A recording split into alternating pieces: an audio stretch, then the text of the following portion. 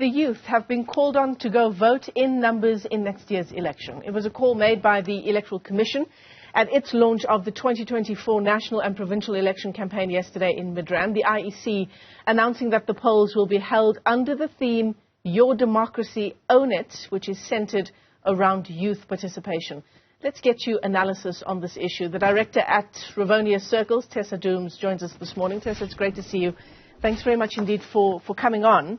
I mean, it's the largest, potentially most influential segment of our voting population, but there's just one problem, right? Many of our young people, haven't even bothered to go out and register, never mind vote. Yeah, absolutely. I mean, we have 14 million people in the country that are unregistered, and the majority of those are young people.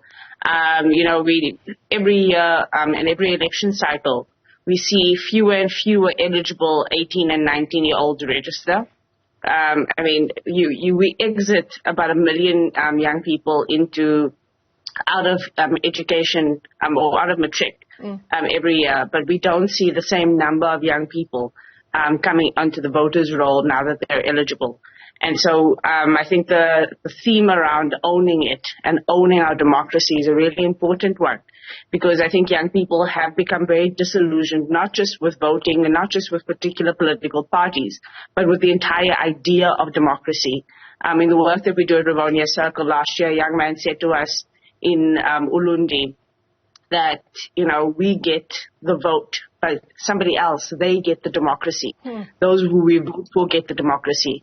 And so it's really important that we not only re-energize people around voting, but about the idea that the people truly shall govern. That must really come back into our society so that young people feel like voting means something more than just giving power to someone else. Sure. And that is a huge ask, isn't it? Because there is no link in the minds of young people, but also in reality, right?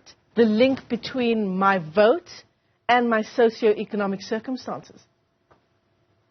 Yeah, absolutely. I mean, people ask why, survey after survey is starting to show that many young people will choose autocracy and would choose a dictator over democracy.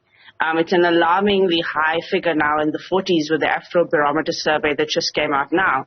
But I'm not surprised by it, because if you're a 30-year-old in this country, you've only lived under democracy, yet you're very unlikely to have the fruits of that democracy show up.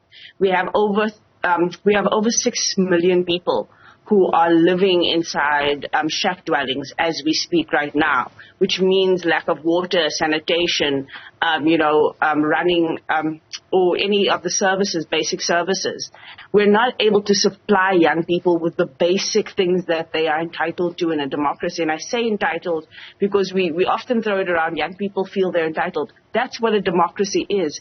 It is rights and entitlements that come.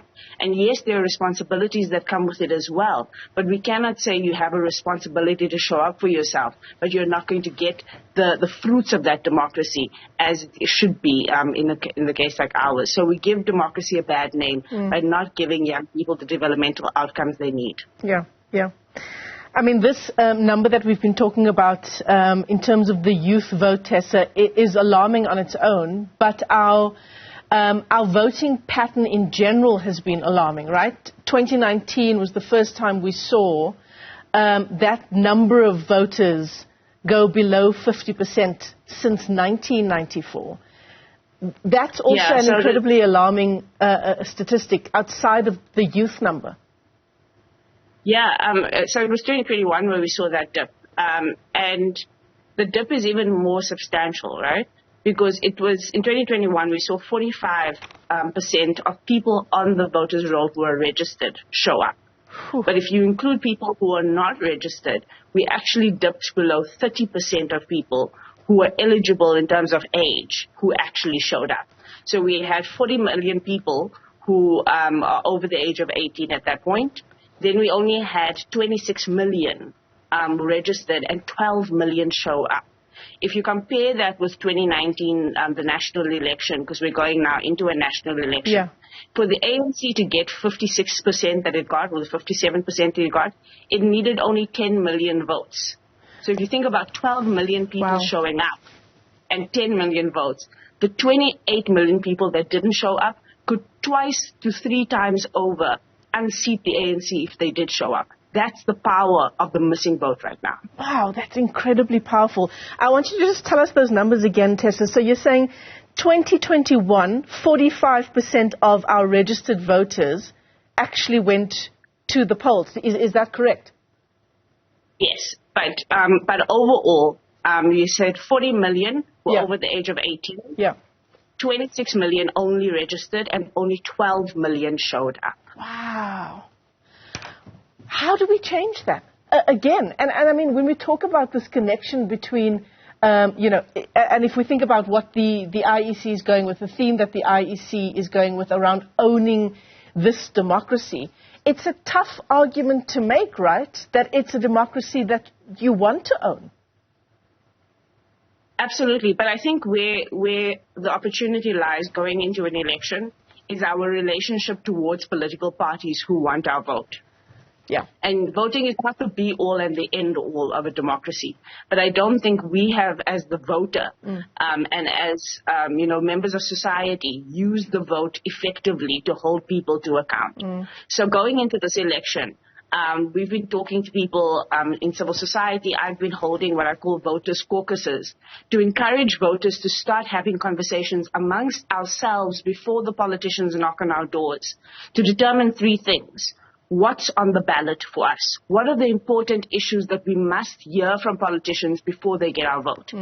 The second thing is, what's the quality of people we want on the ballot? So who's on the ballot, but not just who's on the ballot in terms of the 300 odd parties that are going to, show up on that ballot, but in terms of what is the quality of the people. I mean, we never actually pay attention to the lists that political parties submit, for example. Right. So political parties are submitting lists and names on those lists in a closed list system.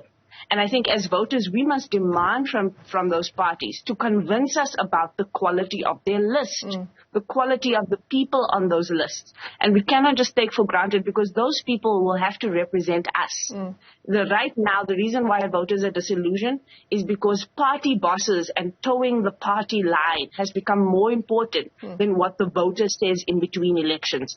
We must demand a change in accountability from political parties and MPs in particular, so that they can't just continue voting according to what a party boss says in a party boss meeting, but they must come back to the constituencies that voted for them, and they must say something different if we say something different. Absolutely. I was just about to say, we see that playing out in Parliament routinely, don't we, with the use of the majority vote.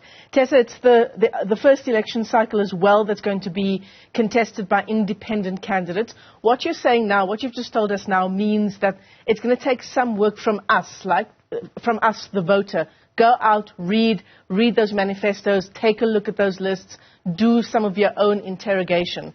How do you reckon the independent candidates, and the fact that it's the first election cycle that they're part of, that's going to have any kind of real impact on how this election goes next year? I frankly think that's why independent candidates have become an issue and have become something that voters are actually interested in at all.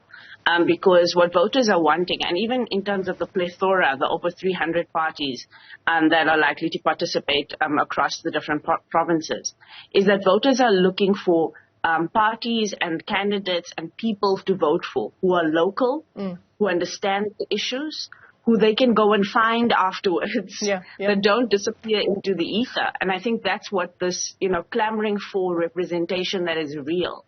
I think, unfortunately for independent candidates, the bill that has been passed does not help independent candidates much in terms of their ability to canvass and get the kind of support that they would want. The ways in which the regional ballot is going to be set up, and we need to also talk about the fact that we're going to have 3 ballots next year, but the way the regional ballot is set up really will make it difficult for independent candidates. There's also a signature requirement of up to 15,000 signatures that an independent candidate, like any other party, would need to get in order to get onto the ballot, and that's never been a requirement before. So they're going to be an uphill battle to get onto the ballot and to really garner the kind of infrastructure it needs. But either way, the ethic behind it says that people want to be represented by people. They want to hold somebody accountable, and if political parties are not up to the task of holding their people accountable, then people are going to lean more into smaller parties or independents. Yeah, absolutely. But it is an uphill battle, as you say, for those independent candidates. Tessa, always a pleasure talking to you, and it's a conversation we will no doubt continue to have in the months ahead as we build up to elections 2024.